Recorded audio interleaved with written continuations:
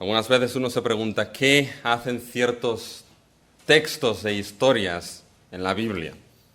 Como por ejemplo este, que es lo que hace aquí Jefté, y el voto de Jefté a Dios, y entregando Jefté en holocausto a su hija. Pero bueno, vamos a ver qué es lo que la Escritura tiene que decirnos en esta historia de Jefté. Yo estoy seguro que todos ustedes conocen lo que es esta novela de Robert Louis Stevenson, Dr. Jekyll and Mr. Hyde. ¿Sí? ¿Les suena? Dr. Jekyll and Mr. Hyde. ¿Ya? El Dr. Jekyll, aquel que era el doctor y después se transformaba en cierta manera en lo que era Mr. Hyde. Eran dos personajes totalmente distintos en la misma persona. Para los jóvenes, si han visto El Señor de los Anillos, sería algo como el Gollum. ¿Ya? El Gollum, aquel que tiene una personalidad un tanto buena, ¿ya? Afable, y después aquella personalidad que es una personalidad más mala, más perversa, ¿ya? Y entre estas dos personalidades existe una especie de negociación continua, ¿ya? La personalidad buena, la que quiere pues hacer más lo bueno, y la personalidad mala, la que quiere hacer más lo malo y lo perverso. Y existe una negociación entre ellas, ¿ya? La misma persona, esas dos personalidades, a ver qué es lo que va a hacer, si lo bueno o lo malo. Si va a salir el Gollum bueno o malo, si va a salir el Dr. Jekyll o Mr. Hyde, ¿ya? Y fíjense que lo que nos encontramos aquí en el texto de Jefté, la historia de Jefté, es un poquito esto. Vamos a ver básicamente en Jefté el Dr. Jekyll y el Mr. Hyde. Aquel que tiene un conocimiento muy elevado de lo que es Dios y la historia de la salvación, y después aquel que cae a lo más profundo de lo que es su relación con Dios, que más que nada representa la relación de Israel en aquel momento. Y hay tres cosas que me gustaría destacar en lo que es esa historia, hablando de esas dos personalidades, hablando de esta negociación, es que vamos a ver básicamente que, por un lado, se va a negociar lo que es una salvación a medida del ser humano. Esto es lo primero que vamos a ver. La salvación va a ser negociada a medida del ser humano. Después vamos a ver que la negociación nos va a mostrar que la salvación únicamente procede de Dios. Y tercero, nos va a mostrar la última negociación, vamos a ver lo que es que esa negociación va a transformar lo que es la salvación de Dios en un simple chantaje. Ahora, ¿cómo vamos a poner todas estas cosas juntas? Antes de pasar a estos tres textos, hay dos pilares que debo destacar, para que podamos ver y tener un poco de sentido en lo que está sucediendo en esta historia. Los dos pilares, fíjense que todo el texto, esta historia de Jefté, está organizada a modo de diálogos. Fíjense que existen tres diálogos. Primeramente es el diálogo de los ancianos de Galaad con Jefté. Segundo es el diálogo de los mensajeros de Jefté y los mensajeros del rey Amón.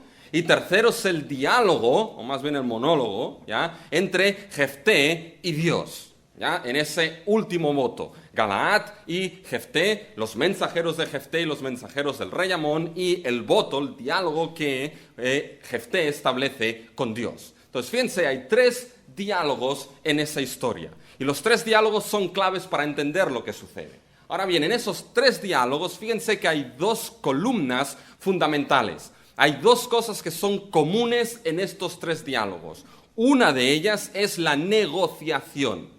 En los tres diálogos existe negociación. Jefté negociando con los ancianos de Galaad y viceversa, ¿ya? Después la segunda es la negociación de Jefté, de los mensajeros de Jefté con los mensajeros del rey Amón. ¿Qué pasa con la tierra, tuya o mía? ¿Ya? Negociación. Y la tercera es también negociación de Jefté delante de Dios mismo. Si me das la victoria contra los amonitas, yo te voy a ofrecer el primero que salga de mi casa, te lo voy a ofrecer en holocausto. Existe una negociación, tú dame esto, yo te doy lo otro. Fíjense, este es el primer pilar, negociación, pero junto a ese pilar existe otro importante en esos diálogos. Y el pilar importante, el segundo, es la negociación y por otro lado es la salvación misma. Fíjense que toda la historia va básicamente en que sean salvados de los amonitas, sean liberados de lo que es la amenaza de los amonitas. Los amonitas sean vencidos y dentro del contexto de Jueces, ese vencer de los enemigos sea el pueblo de Israel liberado y salvado de esta amenaza. Entonces, fíjense, en estos tres diálogos hay dos cosas juntas, negociación y salvación, que van de la mano en esos tres diálogos. Y eso es importante porque lo que vamos a ver aquí es que a medida que esos diálogos avanzan y esos dos pilares lo vamos viendo, negociación y salvación, nos vamos a ir dando cuenta de que aquí la salvación va a ir avanzando mediante negociaciones. Negociaciones políticas, negociaciones diplomáticas, negociaciones con intereses propios, las cuales van a acabar muy mal para Jefté y para Israel. Y nos vamos a dar cuenta que la salvación, lo que va a verse en esa negociación aquí, va a ser que la salvación y la relación gloriosa de Dios con su pueblo acabarán siendo politizadas, interesadas y manipuladas. Entonces, fíjense, vamos al primer diálogo. ¿Qué es lo que vemos en el primer diálogo? Lo que vemos es esa negociación de una salvación hecha a medida del ser humano. Es la negociación de una salvación hecha a medida del ser humano. Y la verdad es que no podemos negar que el ser humano es experto en hacerse salvaciones a la medida de uno mismo. No es tanto nuestra sociedad, sino que el ser humano caído desde Génesis 3, el ser humano es una fábrica perfecta de fabricar y manufacturar lo que son salvaciones a medida. Ya desde Adán y Eva esto empezó así. Y fíjense que nuestra sociedad obviamente no jugará con las mismas categorías que nosotros como pueblo de Dios tenemos. Nosotros entendemos la salvación dentro de lo que es el contexto bíblico, dentro de la historia de la salvación y la redención. Pero nuestra sociedad no tiene estas categorías. Le preguntas a alguien la salvación y te dirán, ¿salvar? ¿Salvar de qué? ¿Salvados de qué? Y quizá te mencionan salvados de la crisis, o quizá te mencionan salvados el programa del Jordi Évole, ese del domingo, la sexta. ¿Ya? No tienen estas categorías, pero fíjense, sea como sea, lo que nos vamos a dar cuenta aquí es que va a haber una negociación que nos mostrará una salvación hecha a medida del ser humano. Y lo triste es que eso va a suceder dentro del pueblo de Dios mismo, Israel. Ahora bien, ¿cómo vemos esta negociación? ¿Cómo vemos esta salvación hecha a medida del ser humano? Y la vemos cuando hacemos dos preguntas, cuando las formulamos. Primeramente, ¿dónde empieza esta negociación de una salvación a medida? Y empieza en un punto verdaderamente terrible. Empieza en el punto terrible de la sustitución de Dios por la sabiduría humana. La sustitución de Dios como Salvador por la pura sabiduría humana en esa salvación.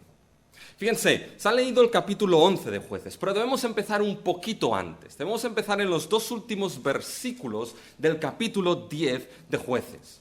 Porque fíjense que en el versículo 18 del capítulo 10 de Jueces, y ahí es importante que miren sus Biblias, básicamente se menciona algo. Fíjense lo que los príncipes del pueblo de Galaad preguntan. Dicen, y los príncipes en el pueblo de Galaad dijeron el uno al otro, ¿quién comenzará la batalla contra los hijos de Amón? ¿Quién irá a pelear por nosotros? Se preguntan, ¿quién comenzará esta batalla? Y formúlense esta pregunta, ¿por qué los hijos de Galaad tenían que preguntar esto? A estas alturas del partido ya debían tener claro quién era su juez. A esas alturas del partido ya deberían tener claro quién era su Salvador. En esas alturas de la historia de Jueces ya debían tener claro quién es aquel que comenzará y peleará por nosotros. Y la respuesta solamente es una, Dios. Dios lo hará. Lo ha estado mostrando en toda la historia de Jueces. ¿Quién levantará un juez para que nos salve? Dios es el que lo levantará. Dios es el que levanta un juez para salvar a su pueblo.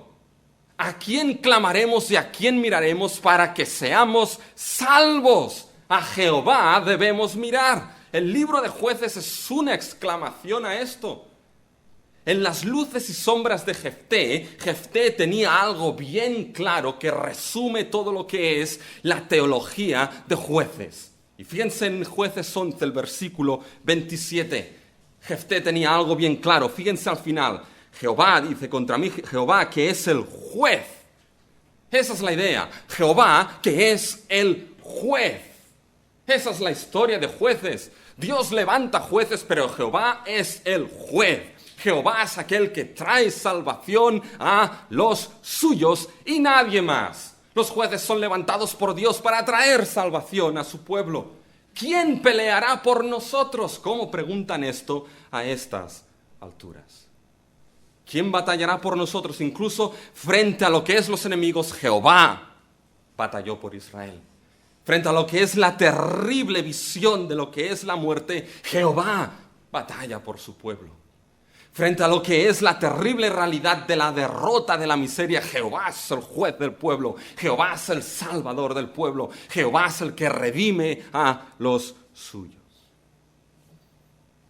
¿No hizo esto Jehová con Israel a lo largo del libro de Jueces?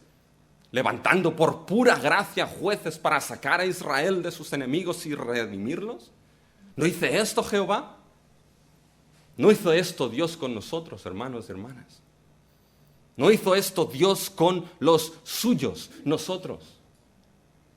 Que cuando básicamente el pecado se levantó y nos oprimió, Cristo fue levantado en una cruz y juzgó y clavó el pecado en aquella cruz. ¿No hizo Dios esto por nosotros?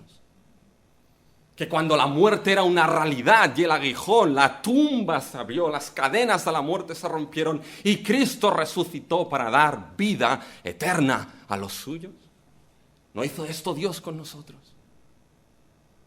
Y cuando mismo Satanás y las fuerzas del infierno se levantaron contra los hijos de Dios, ¿no fue Cristo exaltado y todos los enemigos fueron puestos bajo sus pies?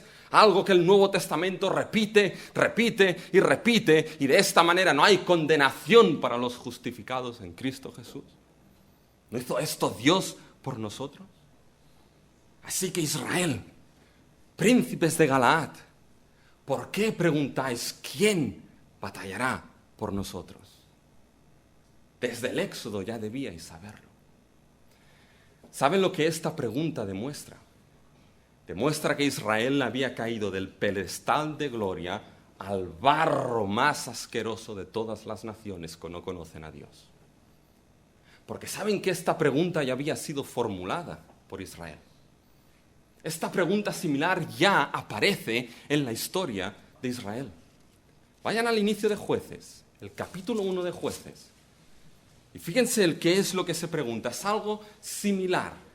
El primer capítulo de Jueces, el primer versículo de Jueces. Fíjense, aconteció después de la muerte de Josué que los hijos de Israel consultaron a Jehová diciendo, ¿quién de nosotros subirá primero a pelear contra los cananeos? ¿Quién subirá para pelear contra los cananeos? ¿Quién primero batallará por nosotros? Pero hay dos grandes diferencias en la pregunta de Jueces 1 y la pregunta de Jueces 10-18. ¿Saben cuáles son estas dos grandes diferencias? La primera diferencia, hermanos y hermanas, es que en Jueces 1 consultaron a Jehová. Y que en Jueces 1 Jehová respondió y dijo, Judá. Judá subirá. Judá será el que os libertará. Judá será el que os dará la tierra. Consultaron a Jehová. Jehová respondió, Él es mi escogido para liberaros, Judá. Pero fíjense en Jueces 10-18. Fíjense lo que dice en Jueces 10-18.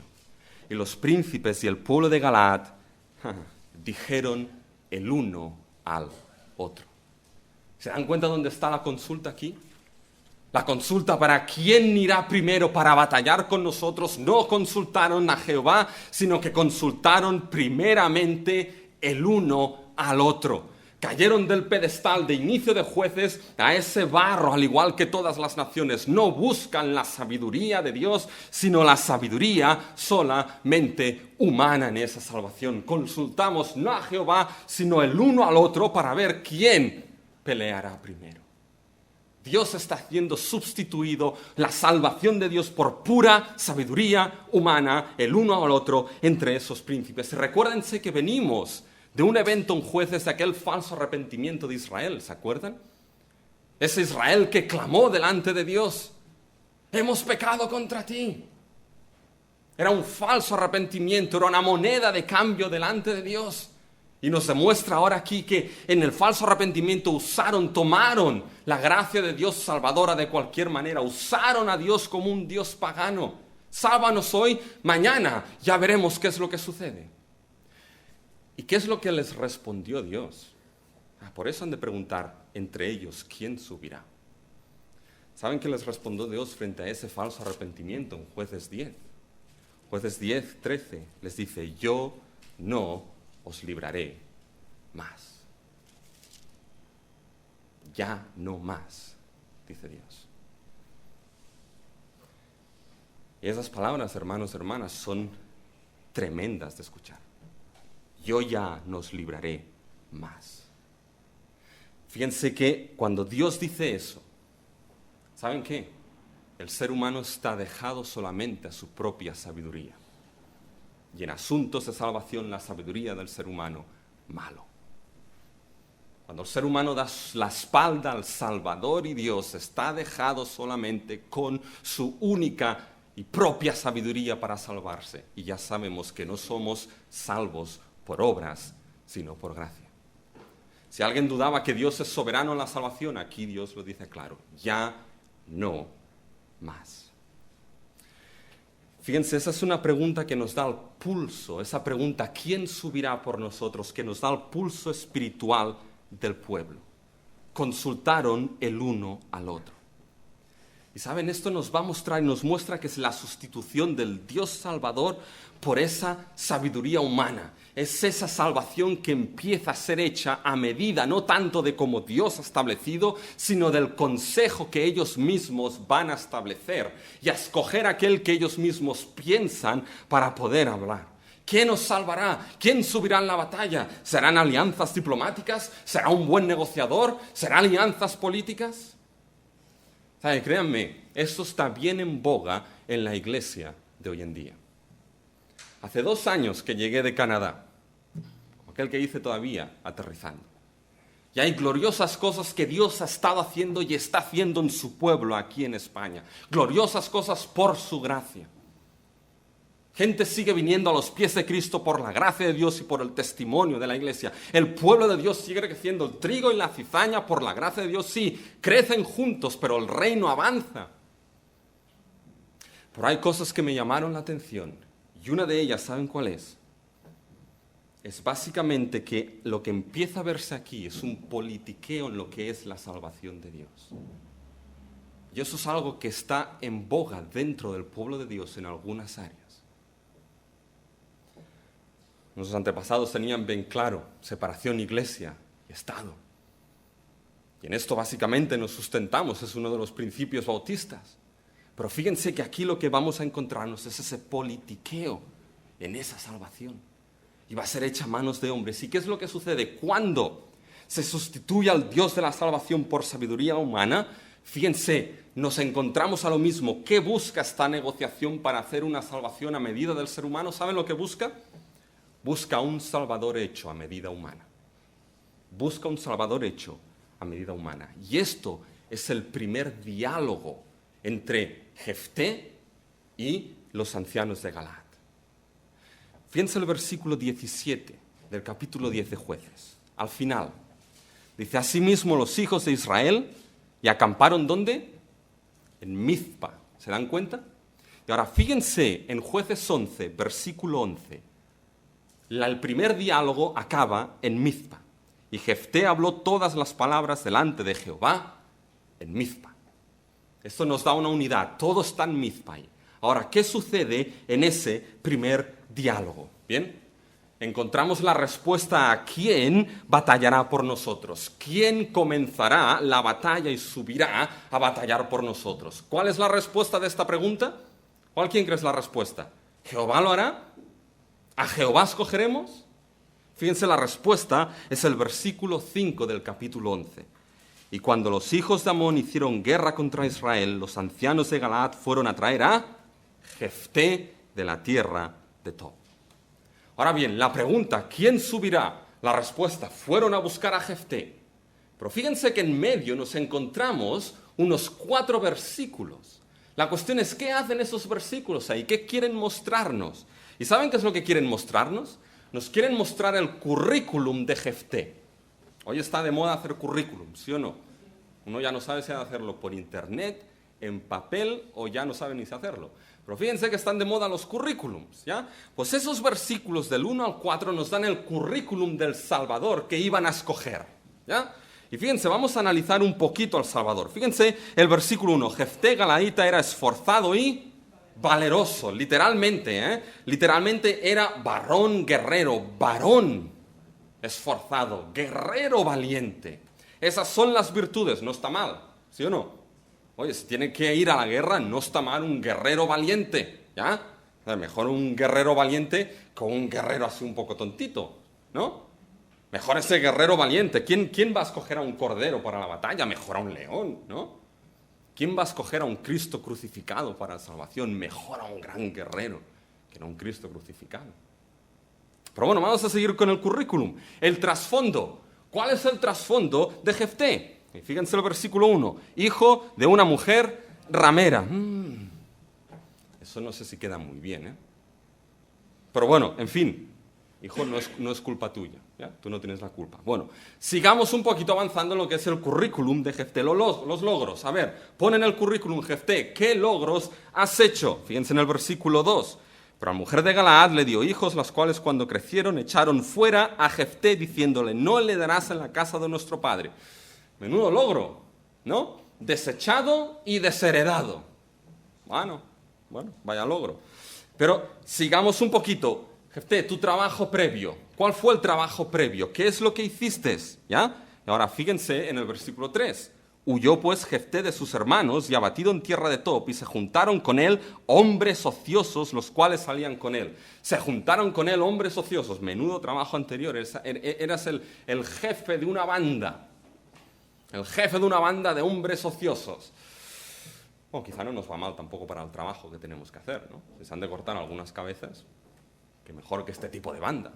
Pero ahora viene la pregunta importante en el currículum. ¿Saben cuál es la pregunta importante? ¿Qué piensa tu anterior jefe de ti? ¿Cuáles son las referencias que tu anterior jefe da de ti, Jefté? ¿Y saben cuáles son las referencias? Silencio absoluto. Fíjense que Dios dice nada en relación a ese hombre, Jefté. Podía tener muchos recursos, podía ser varón valeroso, pero en ningún momento nos encontramos el patrón típico de jueces. Israel clamó, ¿y qué es lo que hizo Dios? Dios levantó a un juez. ¿Se acuerdan de esa expresión continua? Dios levantó a un juez. Aquí Israel clama y fíjense que no hay en absoluto la mención de Dios levantó un juez. No aparece en ningún momento esto, hermanos. Hay un silencio absoluto de Dios en todo el texto. Y déjenme que les sea sincero en este punto. ¿Saben lo que más incómodo me hizo sentir de toda esta historia de Jefté? Lo más incómodo no fue qué es lo que hago con el voto de Jefté sacrificando su hija a Dios. No es eso. ¿Cómo lo encuadro? Sí, eso es difícil, pero esto no es lo que más incómodo me hizo sentir. Lo que más incómodo me hizo sentir es el absoluto silencio, sobre todo aquel principio de lo que es la presencia de Dios. Ese frío silencio de la ausencia de la presencia de Dios en los asuntos de su pueblo. Es como si Dios hubiese dado un paso atrás, como si Dios estuviese al margen de los trapicheos de su pueblo en este asunto. Solamente intervendrá una vez, y por su gracia que interviene en toda esta historia. Pero aquí está ajeno. Hay un frío silencio de la presencia de Dios. Y cuando Dios aparece y es nombrado como veremos, como un simple as en la manga. Y saben que, hermanos, esto es lo más terrible de todo. Lo más terrible de todo es la ausencia de la presencia de Dios en todo este asunto. Lo más terrible de todo es que Dios está desentendido de lo que ahí está sucediendo. ¿Saben? Como pueblo podemos tener todas las cosas en su sitio. Como pueblo podemos tener todo lo que es la visión en su sitio. Podemos tener todas las personas adecuadas en su sitio. Podemos tenerlo todo, pero si Dios no está, no hay nada, hermanos y hermanas. Si la presencia de Dios no está, no hay nada. címbalo que retiñe. Y nada más. Moisés lo tenía bien claro. Señor, si tu presencia no está conmigo, ¿qué dijo Moisés? Si tu presencia no está conmigo, no me envíes, Señor. Puedo tenerlo todo, pero si tú no estás conmigo, no me envíes. Y esto es lo que más incómodo me hizo sentir. El patrón de jueces Dios levantó no está, se rompe. Hay una presencia fría de esa ausencia de Dios. Y debemos ser sinceros. Estamos bajo el nuevo pacto.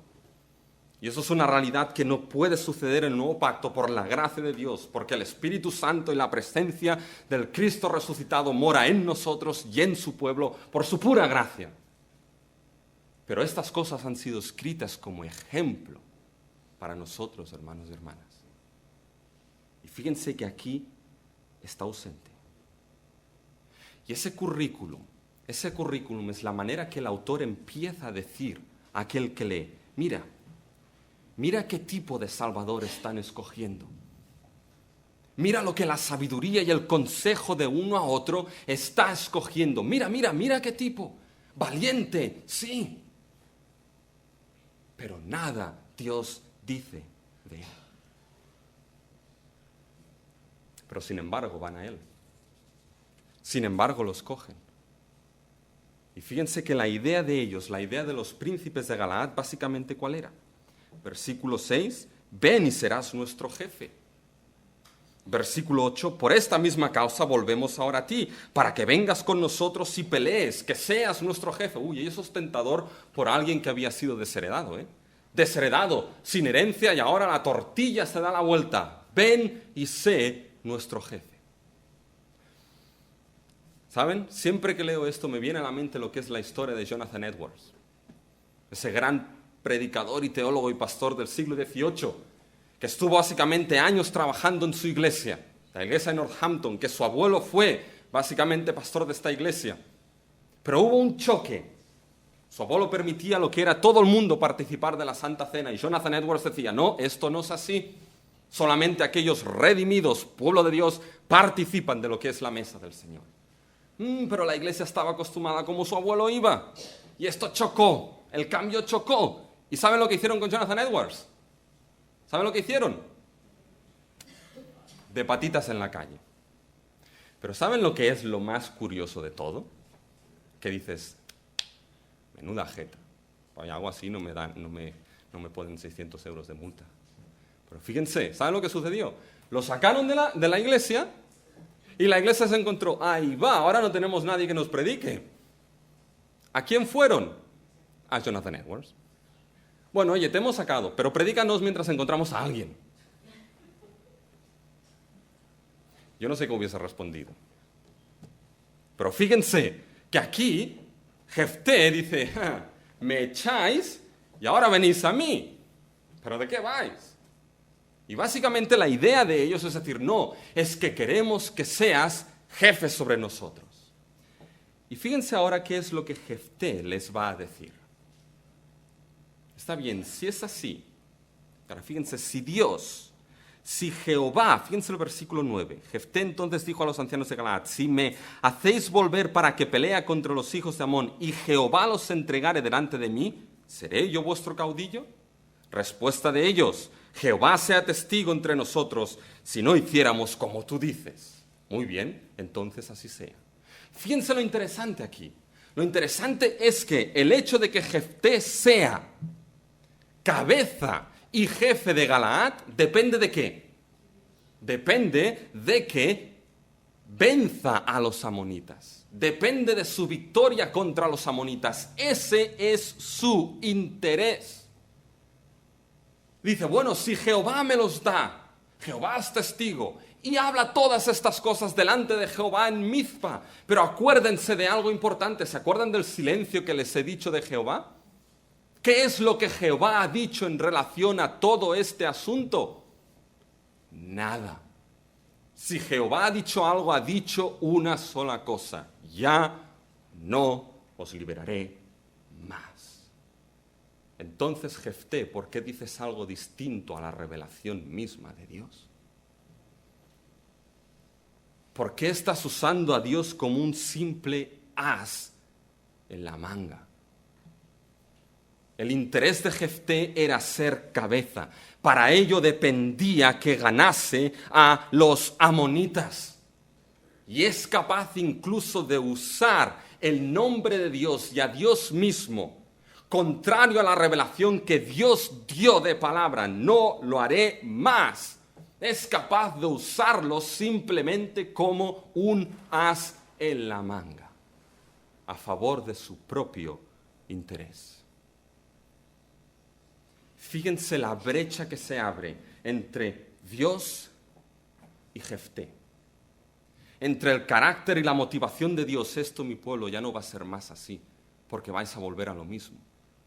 Y el carácter y la motivación de Jefté, mi interés es ser caudillo. Necesito vencer, pues incluso uso a Dios contrario a lo que Él mismo ha dicho y a su revelación misma. ¿Saben que se pueden vestir las cosas de cualquier manera? Incluso usar el nombre de Dios de esta manera, como lo usó en vano, como un as en la manga, y hacer parecer que son cosas que, sí, esto es lo que ha dicho Dios, pero si está en contra de su revelación, Dios no ha dicho nada de eso. La revelación de Dios es lo que prima. Y ahora, fíjense, ¿encuentran terrible que Jefté hiciese eso? ¿Encuentran terrible que Jefté tuviese ese interés de ser caudillo y para eso utilizase a Dios como un as en la manga? ¿Lo encuentran terrible?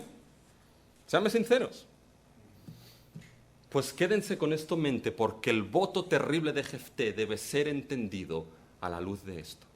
Aquí encontramos el Mr. Hyde de Jefté, la parte más oscura de Jefté.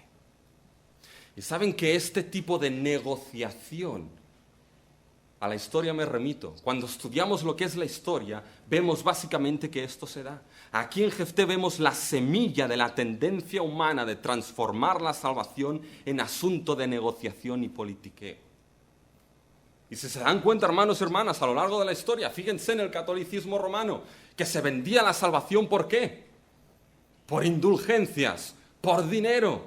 Y ahí tuvo que salir la Reforma y decir que la salvación proviene únicamente de Dios y es por gracia y fe en Cristo. ¿Saben las doctrinas de la gracia que estudiamos los jueves?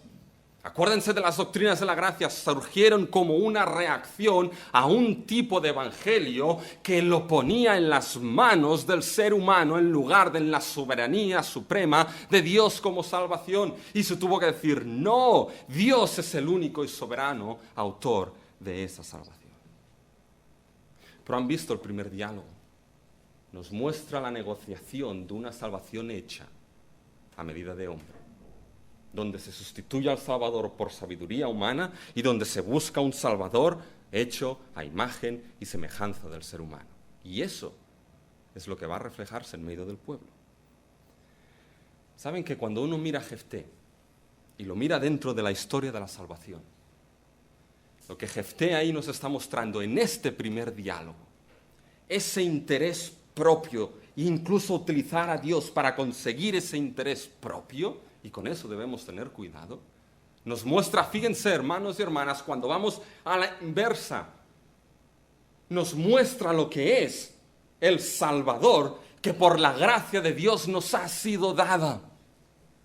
Nos muestra aquel que es Cristo Jesús, el cual no miró por sus propios intereses, no miró por su propia voluntad. ¿Qué es lo que dijo Cristo? Por esto me ama el Padre. ¿Por qué? Porque no vengo aquí a hacer mi propia voluntad, sino la voluntad del Padre, la voluntad de Dios mismo.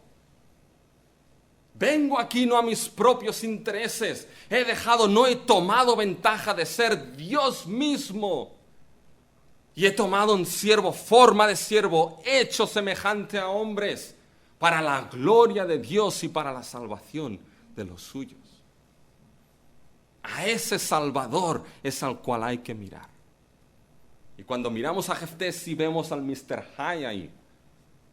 Pero eso nos muestra que tenemos un Salvador grandioso, el cual sigue no los intereses de uno, sino los intereses del Padre. Fíjense el primer diálogo. Ahora vamos al segundo. Ese es más rápido. ¿Qué nos muestra el segundo diálogo? ¿Saben qué nos muestra el segundo diálogo? El Dr. Hyde de Jefté. Nos muestra lo brillante que fue ese hombre. No todo fueron sombras en él. Nos muestra que esa negociación muestra que la salvación es una salvación hecha únicamente por Dios. Y lo muestra enseñándonos la fidelidad de Dios en la historia a favor de su pueblo. Fíjense, negociación entre los mensajeros de Jefté y los mensajeros del rey de Amón. ¿Y qué es lo que se está discutiendo ahí, básicamente? Asuntos de tierra, ¿sí o no? ¿Tu tierra o mi tierra? ¿Tuya o mía? Fíjense, va Jefté, y fíjense el versículo 13, lo que le dice el rey de Amón. El rey de los amonitas respondió a los mensajeros de Jefté: por cuanto Israel tomó mi tierra cuando subió de Egipto desde Aarón hasta Jacob y el Jordán, ahora pues devuélvela en paz. El rey de Amón: Israel tomó la tierra, mi tierra, dice, mi tierra, así que ahora devuélvela. ¿Y cómo responde aquí Jefté? ¿Qué es lo que le dice? Fíjense, responde de una manera que quizá nosotros no hubiésemos respondido. ¿Saben cómo responde? Responde con historia y responde con teología, a la vez. Porque la idea de Jefté, hermanos y hermanas, lo que tiene en mente, aquí sí que vemos las luces de Jefté de una manera maravillosa, entiende que no existe desconexión entre lo que es la historia y el obrar de Dios en absoluto. Es más, Jefté entiende de que la historia es la plataforma donde Dios obra su salvación. Jefté entiende que es en la historia donde Dios escoge y redime un pueblo. Jefté entiende que es en la historia donde Dios obra las promesas para su pueblo. Jefté entiende que es la historia donde Dios mueve todas las cosas según su providencia. Nada escapa a las manos de Dios. La historia es su historia. La historia es controlada por un Dios soberano y que en su providencia lo rige todo para el cumplimiento de sus propósitos, para la gloria de su alabanza, para la alabanza de su gloria y para el bien de sus escogidos. Y con esto, rey de Amón, ¿me dices que la tierra es tuya? Y fíjense el argumento aquí de Jefté. Jefté alcanza aquí su clímax. Hemos visto al Mr. Hyde, pero ahora vemos al Dr. Jekyll. La gran entendimiento que tiene Jefté de ese plan de salvación. Posiblemente por eso es incluido en lo que es en Hebreos 11, en los héroes de la fe. Y fíjense que les da un resumen. Fíjense un poquito lo que dice en el versículo 14. Dice: y Jefté volvió a enviar otros mensajeros al rey de los amonitas para decir: Jefté ha dicho así, Israel no tomó la tierra de Moab, ni la tierra de los hijos de Amón, por cuanto Israel subió de Egipto, anduvo por el desierto, el Mar Rojo, llegó a Cades.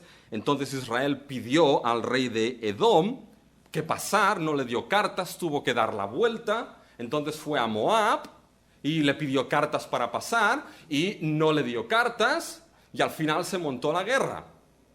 ¿Se dan cuenta? Han leído esto, ¿no? Básicamente tiene Números y Deuteronomio en mente Jefté ahí.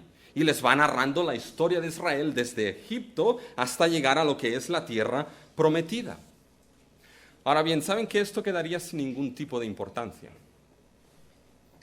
Ahora, la independencia de Cataluña. Según la historia, sí. Otros dicen, no, según la historia, no. Bueno, esto quedaría solamente en algo histórico.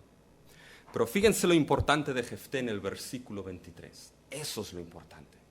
Fíjense lo que Jefté dice en el versículo 23. Así que, ven ese así que, da el resumen de toda la historia de Israel. Dice, así que lo que Jehová, Dios de Israel, desposeyó al amorreo delante de su pueblo Israel, ¿pretendes tú apoderarte de él?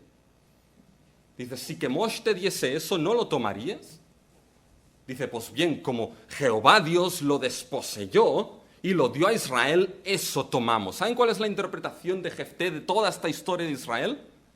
La interpretación es teológica. La interpretación es que Jefté entiende que toda esta historia ha sido movida única y exclusivamente por Dios. de que la historia no se mueve y se rige por ella sola y por ella misma, de que es Dios quien rige todos y cada uno de los eventos y acontecimientos, de que es Dios quien mueve todo para que se cumplan sus propósitos. Jefté tiene esto en mente: lo que Dios hizo y esto lo poseyó, lo dio a Israel, esto es lo que tomamos. Fíjense, el tema es el tema de la tierra, ¿sí o no? Era promesa de pacto. Y Jefté dice, en la historia es que Dios, moviéndolo todo, ha sido fiel para cumplir esto, para su fidelidad, para su gloria y para su pueblo. ¿Y saben qué es lo que tenemos aquí, hermanos y hermanas? El choque, la visión de dos maneras de ver el mundo. Tenemos la visión del rey de Amós: la tierra es mía. La visión que deja a Jehová a un lado como soberano, como Dios que en su providencia lo controla todo. Y esta visión, hermanos y hermanas, está bien presente en nuestra sociedad y en nuestro tiempo. La manera en cómo uno entiende el mundo y entiende la historia. Tenemos visiones del mundo como, por ejemplo, el naturalismo. ¿Qué es lo que dice el naturalismo? Son aquellos básicamente que dicen que no hay Dios absoluto, que la naturaleza y la historia se rige por ella sola. Por leyes naturales las causas funcionan por ellas mismas. Que no hay básicamente un Dios de manera objetiva, empírico, que pueda verse, palparse, tocarse, conocerse. A manera subjetiva cree lo que tú quieras, pero a manera objetiva no existe. Y todo el universo, nuestra historia, su historia, hermanos y hermanas, todo se rige por leyes naturales, por leyes de causa y efecto. El naturalista que ve el mundo así dice en su corazón: no hay Dios. Pero después encontramos lo que es la visión también deísta. ¿Saben cuál es esa visión deísta? Que está también muy de moda. Bueno, es aquella visión que dice: sí, yo creo que hay algo. Algo hay. Sí, yo creo que Dios está. Llamémosle Dios, llamémosle luz o llamémosle el gran arquitecto. Ahora bien, es el gran relojero que ha dado cuerda al reloj y ha dejado que el reloj funcione a su manera. Él solito, que el reloj se rija por sí mismo. Nos ha dado cuerda a cada uno de ustedes. Ahora bien, el deísta dice: yo soy dueño, amo y señor de mi vida y de mi propio destino. Yo me lo guiso y yo me lo como. Y después encontramos la visión de moda, la visión del posmodernismo. ¿Saben cuál es esta, no? Que no hay verdad absoluta alguna. ¿Y el posmodernista qué es lo que dice? No estoy seguro de nada. Porque no hay verdad absoluta, no estoy seguro de nada. Fíjense, hermanos y hermanas, que este es un tipo de visión del mundo, pero frente a esto choca la visión de Jefté. Frente a esto choca la visión que Jefté tiene de la historia. La historia, hermanos y hermanas, que es regida únicamente y solamente por Dios. De que cada uno de los eventos de nuestra vida y de la historia son regidos por un Dios soberano y un Dios que en su providencia lo mueve todo. En su providencia regió la historia para llevar a Israel a la tierra y darle la tierra como herencia y posesión suya. ¿Y saben qué es lo grandioso de esto, hermanos y hermanas? Que gracias a que tenemos un Dios así, Dios continuó moviendo la historia para que llegase el cumplimiento del tiempo, para que Cristo llegase y de esta manera Dios pudiese dar la herencia a los suyos, su iglesia, sus redimidos. Y que esto pudiese ser para la gloria de Él mismo, para la alabanza de su gloria y para el bien de sus escogidos, hermanos, hermanas. ¿No es para dar gloria a Dios en ello? Que no hay nada en este mundo, ni en este mundo creado, ni lo que está en la tierra, ni debajo de la tierra, ni en el mar, ni por debajo del mar, que pueda cambiar esto. Y es por eso que Pablo puede exclamar y puede decir: no hay nada que pueda separarme de Dios, del amor de Dios en Cristo Jesús. Dios todo lo lleva en sus manos. Así que por eso Jefté puede decir en el versículo 27, así que Jehová, que es juez, que rige la historia, que controla la historia, que lo mueve todo, nada cae fuera de sus manos, Él juzgue entre los hijos de Amón y los hijos de Israel. Fíjense qué visión tan clara de Jefté.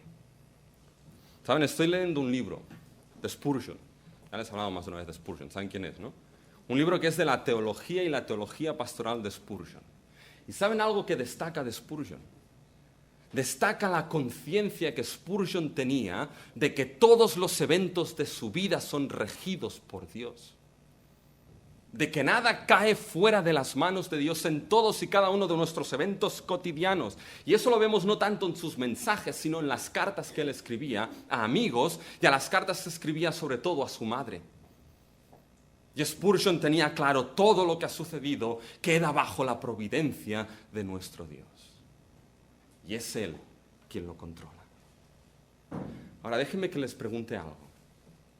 ¿Cuál es su visión de la historia? ¿Cuál es su visión de todos los eventos que nos han llevado hasta donde estamos? ¿Cuál es la visión de esa historia personalmente y como pueblo de Dios? ¿Saben por qué les pregunto esto? Porque eso es crucial. En función de sea la respuesta una u otra, nos va a situar en la visión de el rey de Amón o nos va a situar en la visión de Jefté. Y en función de lo que respondamos aquí, hermanos y hermanas, de cuál sea nuestra visión, de si hay un Dios soberano que todo lo gobierna y todos para el propósito de su gloria y para el bien de sus escogidos, personalmente o colectivamente nos situaremos en un lado o en el otro. Y personalmente y colectivamente usaremos la gran salvación de Dios de una manera u de otra. Ahora, fíjense, tenemos los dos diálogos, ¿sí? Una salvación hecha a manos de hombre y ahora una salvación que Dios ha regido en la historia. Ahora la pregunta es, bueno, ¿cómo encaja todo esto en la historia de Jefté? ¿Cómo lo encajamos con la parte final, el voto de Jefté delante de Dios? Porque tenemos a un Jefté que cae por sus intereses y usa a Dios, y a un Jefté que entiende que Dios lo rige todo y es incluso capaz de decir, Él juzgue. Él que ha movido la historia por el bien de los suyos, Él juzgue, rey de Amón. Vamos a ver qué es lo que pasa aquí, si es Kemosh o es Jehová. Ahora, ¿cómo ponemos esto en el voto final? Y la pregunta es, ¿cuál de esas dos caras va a predominar en Jefté? ¿Va a predominar la parte más baja o va a predominar esta visión de la revelación de Dios? Y el tercer diálogo, y con esto ya acabo, fíjense que nos muestra la negociación con la salvación que la transforma en un puro chantaje a Dios. Tristemente, lo que dominó de Jefté fue su parte más baja. No fue la revelación que había públicamente dado y mencionado, sino que fueron más sus propios intereses. Fíjense cómo empieza el versículo 19, es crucial. Es la única parte aquí donde Dios interviene directamente. Fíjense, y el Espíritu de Jehová vino sobre Jefté. ¿Saben que esto es glorioso? La secuencia de los eventos aquí son gloriosos porque dice, y el Espíritu de Jehová vino sobre Jefté. Qué gran Dios, hermanos y hermanas, que tenemos. Ustedes han visto el Dios que se revela en la Escritura. Aún y que Dios ha dicho, yo ya no os liberaré más. Aún de que nos encontramos a un Jefté que su interés era ser caudillo, incluso usó a Dios como un as en su manga. Aún y con esto, el Espíritu de Dios viene sobre Jefté para liberar a su pueblo. ¿Y saben lo que ese Espíritu de Dios sobre Jefté confirma, hermanos y hermanas? ¿Saben lo que confirma? Confirma la verdad que Jefté ha hablado en el segundo diálogo. De que Dios es fiel. De que Dios es fiel a sí mismo. De que Dios es fiel a su relación de pacto con los suyos. De que Dios es fiel en mover toda la historia para cumplir sus propósitos para Él y para su pueblo. Y aun y cuando haya chantajistas como Jefté, Aun y cuando haya aquellos que se aprovechen, aún y esto, Dios es capaz de usarlos para que sus propósitos sigan adelante para gloria y honra del Dios Trino. Y este espíritu sobre Jefté confirma lo que Jefté ha dicho. Dios nos lo dio y ahora Dios sigue siendo fiel a los suyos. Oh, Dios mío, esto es glorioso. ¿Querían ver que Dios es soberano en la salvación? Aquí lo tienen. ¿Qué hubiese sido si Dios hubiese estado condicionado por nosotros, hermanos y hermanas? ¿Qué hubiese sido de nuestra salvación y de nosotros si Dios hubiese estado condicionado y dicho, como ahora eres así, pues no lo hago, no te salvo? Oh no, Dios tuvo la gran misericordia desde antes de la fundación del mundo de poner su amor en Cristo Jesús sobre los suyos y ser fiel en toda la historia para salvarnos en Cristo Jesús. Y en eso, hermanos y hermanas, solo es para dar gloria y honra a nuestro Dios soberano. Porque saben que aún y a pesar de ese chantaje, aún a pesar de lo que les dijo, el Espíritu de Dios vino para confirmar esta verdad.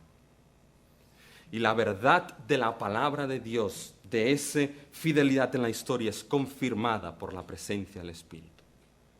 Y Dios es capaz de usar a un negociador como Jefté. Es bien claro lo que Pablo dice cuando les dice a los corintios que saben, no somos competentes por nosotros mismos. No hay competencia en nosotros para ser ministros del nuevo pacto, sino que Dios es el que hace a sus ministros competentes para su única gloria. Y ahora fíjense con esto, paren un momento aquí. ¿Me dan 2 minutos? Paren un momento aquí. Jefté, tú has confesado, has declarado ese Dios que es juez de toda la historia. Has declarado y has confesado que Dios es el Dios que controla la historia para el bien de los suyos. Que nadie escapa de su mano para el bien de los que le aman. Así lo has confesado delante del rey Amón. Se confirma que el Espíritu de Dios viene, esa revelación es confirmada por ese Espíritu sobre Jefté. Pues Jefté, no necesitas nada más. No necesitas hacer ningún tipo de voto, no necesitas sacarle nada a Dios. Su verdad en la historia, su verdad en la palabra, su espíritu sobre ti lo confirma. Ve y lucha contra estos amonitas, Jefté, nada más necesitas. Tu actuación ha de estar conforme a esa revelación y a lo que crees de ese Dios. ¿Y a quién es ese Dios? ¿Y qué es lo que hizo Jefté? Jefté no actuó conforme a eso. Jefté hizo un voto delante de Dios. ¿Y saben lo que predomina en ese voto? Jefté no creyó en eso que les había dicho el rey de Amón. Sí, está muy bien como teoría. Pero ¿saben lo que pesó más para Jefté? Su pasado. Que había sido desheredado, echado. Y ahora era caudillo. Pero todo depende de que venza a los amonitas. ¿Estará Dios conmigo? ¿No lo estará? Jefté, Dios está contigo no por quién eres tú, por quién es Él mismo, por su fidelidad al pacto, por su fidelidad a las promesas, por su amor con su pueblo. Y el Espíritu está sobre ti. Pero si no gano, volveré a ser desheredado, no seré caudillo. Si no gano, eso es lo que pasará. La única cosa que me queda es ese voto. Y Señor, soy capaz de darte todo lo que quieras para que de esa manera venza y tenga y sea caudillo. ¿Se dan cuenta? La salvación, lo que estaba dominando a Jefté no era esa revelación de Dios, no era ese Dios, sino que era su propio interés, su propio temor, su propio pasado. Y ese voto convirtió la salvación de Dios y a Dios mismo en un puro chantaje. Actuó con Dios como si fuese un Dios pagano. Te ofrezco a quien quieras en holocausto. Esto la ley ni lo permitía.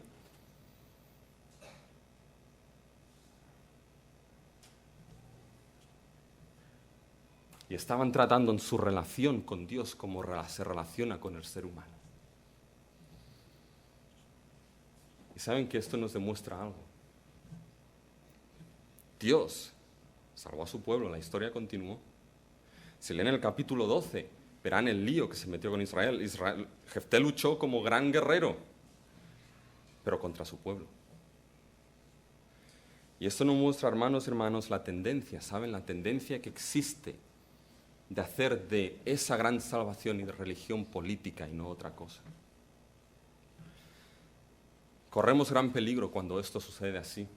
Esto de coger grandes hombres que saben mucho de la historia del pueblo de Dios, del protestantismo, pero no conocen al Dios de la historia. Hermanos y hermanas, y Jefté, Dios siguió en silencio. Lo que Jefté y el voto de Jefté nos demuestra aquí, hermanos y hermanas, es precisamente hasta dónde Israel había llegado, de tratar a Dios como un Dios pagano. Y eso dentro del pueblo de Dios es una aberración. Déjenme que acabe en una conclusión, hermanos y hermanas, con mi propia historia. No me gusta usarla mucho, pero saben que mi llamado al ministerio no fue fácil. Cuando Dios tocó mi vida, y Él tocó con textos de la palabra, y con su providencia en la historia, poniendo personas, poniendo gente en el cual era el obrar de Dios para llevarme al ministerio, para su gloria. Antes de esto, me encontré una gran cantidad de trabas. De aquellos que decían que no había sido llamado, que qué hacía alguien que no conocíamos sirviendo al Señor, que cómo que se quería ir de misiones, que cómo esto, que cómo aquello. Y este pasado marca. El pasado marca y deja heridas grandes. Y aún después y cuando Dios con su palabra, con su revelación, mediante la providencia y poniendo personas a lo largo de la historia, en mi propia historia, estaba confirmando que sí, Rubén, en el ministerio te quiero. ¿Saben cuál era mi tendencia? Mi tendencia era la tendencia de Jefté. Vale, sí, eso está muy bien, pero pesa más mi pasado. Y Señor, si haces esto, yo seguiré. Y si haces aquello, yo seguiré. Y yo estoy dispuesto a darte lo que sea, solamente para confirmar que sí, que no volvía atrás en ese pasado oscuro y horrible. Hasta que Dios me enseñó una cosa. Bueno, me enseñó dos cosas. Una dijo, no depende de los demás. Yo te he llamado, yo te lo he mostrado. Fíjate en esa revelación, pon tus pies ahí. Estate fuerte en lo que yo te he dicho y he hecho por ti. Pero me enseñó otra cosa más. ¿Y saben lo que me enseñó? Y eso es lo que quiero dejarles, hermanos y hermanas. Que aún y el peso del pasado. ¿Saben qué es lo glorioso? Lo glorioso es que todo es hecho nuevo en Cristo Jesús. De que aquellos que estamos en Cristo Jesús, todas las cosas son hechas nuevas. Sí, el pasado puede pesar mucho y cada uno tenemos nuestro propio, a nivel con familias, a nivel de todo lo tenemos, pero gloria a Dios de estar en Cristo Jesús, que siendo hijos de ira nos ha hecho hijos e hijas de Dios, de quien somos ahora para Dios, lo somos en Cristo Jesús.